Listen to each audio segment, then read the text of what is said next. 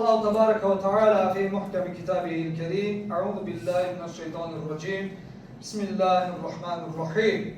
إن الله لا يغير ما بقوم حتى يغيروا ما بأنفسهم. Sadakallahul azim. Değerli müminler, Uca Allah insanı yeryüzünde halife olarak yaratmış, ona ağıl, irade ve mesuliyetler vermiştir. İnsan hayatını değiştirebilecek güce sahip kılınmıştır. Buna göre de Kur'an-ı Kerim'de Uca Rabbimiz bile buyurmaktadır. Şüphesiz ki Allah bir qövmün halını onlar öz nəfslərində olanı değiştirmeyince değiştirmez. Bu ayet bize çok mühim bir həqiqəti öğretir. Eğer hayatımızın düzelmeyini istəyiriksə, əvvəlcə özümüzü düzeltmeliyik. Ailemizin islah olmasını istəyiriksə, önce aile dahilinde güzel numune olmalıyıq. Cəmiyyətimizin düzelmeyini istəyiriksə, əvvəlcə öz əxlaqımızı, ibadətlərimizi ve davranışlarımızı əlbəttə ki, gözəlləşdirməliyik. Təəssüf ki, bugün bizler değişikliğin özümüzden başlamağını istemirik. Herkes başkasının değişmesini gözləyir. Hayat yoldaşının, övladının, qonşusunun, idarəçilərin değişməyini istəyir. Amma özünə mən neyi değiştirmeliyim sualını vermir. Resulullah sallallahu aleyhi ve sellem Efendimiz buyurur, ağıllı insan nefsini hesaba çeken ve ölümden sonraki hayat için çalışan kimsedir. Aciz insan da nefsinin arzularına tabi olar, sonra da Allah'tan boş ümitler bəsləyər. Deməli, həqiqətən ağıllı insan her gün özünü hesaba çeken insandır. Bugün ben Allah'a ne kadar yakınlaştım, hansı günahımı terk ettim, hansı xətamı düzelttim, hansı güzel hususiyetimi inkişaf ettirdim. Əziz müminler, Uca Allah bize yalnız değişmeyi değil, aynı zamanda nefsimizi terbiye etmeyi, saflaştırmağı da emredir. Şəms suresinde belə buyurur, nefsini temizleyen, tezkiye edenler nicat tapmıştır. Onu günahlara batıran, sürükleyen ise zinaya, ziyana uğramıştır. Mümin her gün dünenkinden daha yaxşı olmağa çalışan insandır.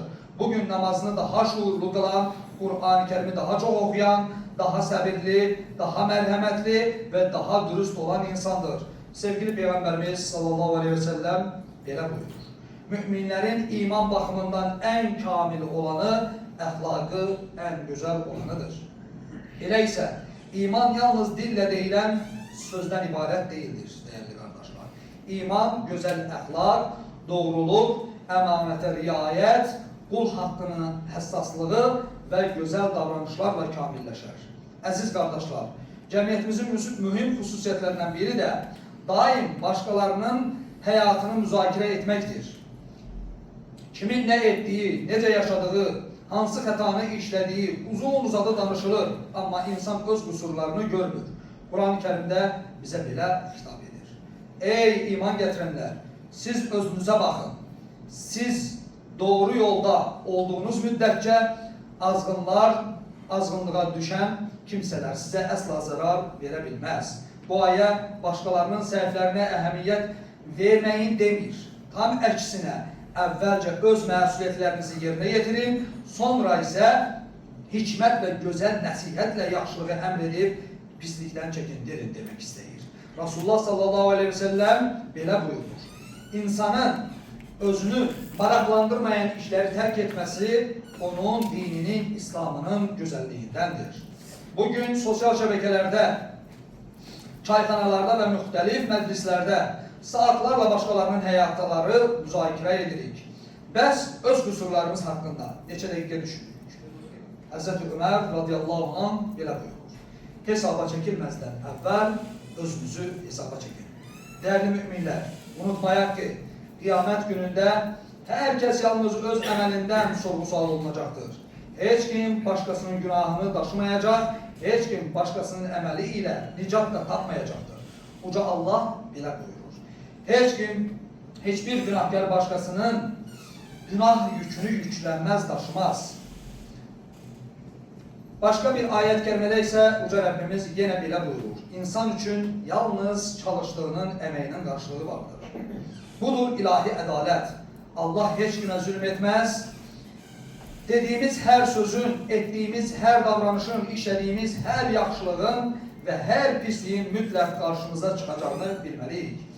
Peygamberimiz sallallahu aleyhi ve sellem belə buyurur. Dünya müminin əkin sahəsidir. Bugün nə əkiriksə də sabah onu biçəcəyik. Mərhəmət əkən qarşılığında mərhəmət tapacaqdır. Yaxşılıq əkən qarşılığında yaxşılıq görəcək.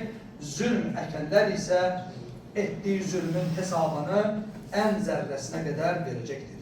Gəlin bugündən etibarən başqalarını değiştirmeye çalışmazdan əvvəl özümüzü değiştirək.